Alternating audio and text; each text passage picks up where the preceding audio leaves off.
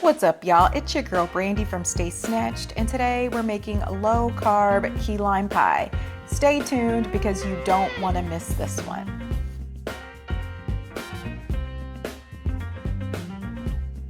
What's up, y'all? We are making key lime pie today, and I'm super excited because I think I'm actually going to wow you guys because this is actually so easy to make. This is a no-bake recipe, so it's pretty hassle-free. So first, let's talk key limes. I have a bag of key limes here. Key limes are different than standard limes.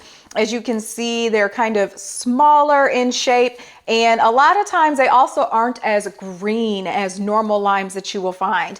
And you may struggle to find these. I actually got these at Sprouts. That you can also tell because the back of this label says it's key limes, but just the size in general, you can see these are really, really small. This is about a pound of key limes. For the recipe, you'll need half a cup of key lime juice, and then you'll also need some key lime zest. I like to use a tablespoon in the recipe for that, so kind of keep that in mind before you start juicing these. To get your key lime juice, you may want to get that tablespoon of lemon zest first because they're so tiny. So when you get a grater and put that on that, it can be kind of hard to do. So maybe consider doing your zest first before you slice these open to get that zest. And yes, I typically need to use a full pound of these in order to get a half a cup of key lime juice. Next question I'm sure I'm gonna get is if you can use regular limes. Sure, you can use regular limes if you want. It'll be lime pie, it just won't be key lime pie. I will show you up close how these key limes look. They're pretty, they probably look bigger on camera than they actually are. They're super small, and then you can see on the tag. So if you're maybe in the grocery store, what you'll want to look for is that it says key limes on the back. The other thing, I use unflavored gelatin in the filling. And so this is Knox brand. It's only 5 calories and has zero carbs. I like to get something that actually says gelatin and unflavored because then it doesn't have any added sweeteners or any artificial sweeteners. You can use Jell-O, but a lot of time even their sugar-free Jell-O has artificial sweeteners in there. And so I like to try to stick to something that's pretty clean. And so unflavored gelatin is pretty easy to get. I got this at Sprouts, but you can also get this on Amazon. I'll provide a link in the description box below where you can grab that. For the crust, you'll need some butter, so you'll just melt this down, and I combine it with some almond flour. And so for this crust, this is a low-carb graham cracker crust. And to get our graham cracker flavor, I'll show you in a minute, but I actually toast a couple of cups of this almond flour in a skillet on medium-high heat just for a few minutes, and it just provides this nice smell and a wonderful taste. When you go to make that graham cracker crust, you're gonna be thanking yourself that you spent the extra 3 to 4 minutes, because it does not take long, y'all, to toast this almond flour. You don't have to toast it, but if you don't, you're just gonna end up with the regular crust that doesn't really taste like graham cracker crust. Like, toasting it actually really brings out the flavor. You don't need to use any oil when you toast it. I use a really good nonstick skillet, and it does just fine. For my sweetener, I always use monk fruit sweetener. This Lecanto brand is my favorite. I use it in all of my desserts.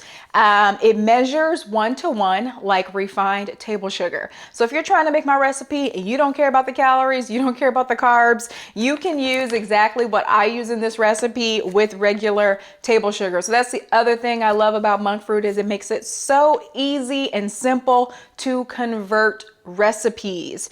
And so we'll get started. First we'll make the crust, then we'll make the filling, and then all you have to do is chill that pie. There's no baking, no fuss. It's so easy to make. Let's go ahead and get started.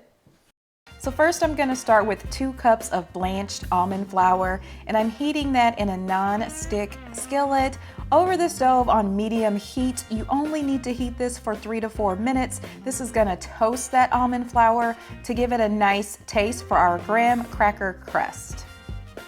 Then you can remove that from the heat and then spray a 9.5-inch pie plate with some oil and add that toasted almond flour. Then you're gonna add in 1/2 cup of sweetener, 1 teaspoon of cinnamon, and 1/4 teaspoon of salt. And then 1/2 cup of butter. This is 1 stick of melted butter. And then mix everything in that pie plate. You can also gradually add your butter in. It will help you mix that and incorporate the crust a little easier. And then I'm just using the bottom of a drinking cup to kind of flatten out that crust. You also want to kind of glide it along the edges of that pie plate. And once you have that finished, you can go ahead and set it aside and take 1/2 cup of fresh key lime juice. And that key lime juice needs to be warm because you're adding in 1.5 teaspoons of unflavored gelatin, and you'll need to stir that to dissolve that gelatin. Once that's dissolved, you can take 6 ounces of softened cream cheese, 1 cup of plain Greek yogurt or sour cream, 3/4 cup of sweetener, and 1 tablespoon of lime zest. And go ahead and beat and combine those ingredients with your mixer.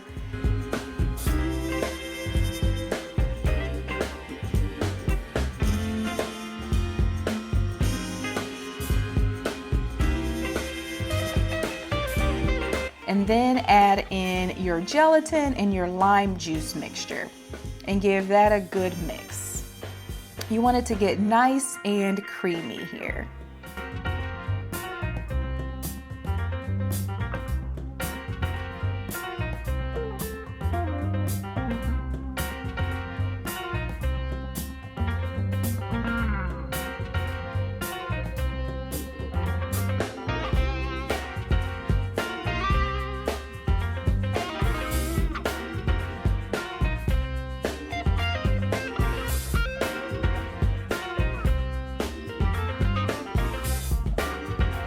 Then go ahead and grab your crust, and you're gonna add that filling to the crust and spread it about. Then you're gonna chill that pie for at least 2 hours. The longer you chill it, the better it will set.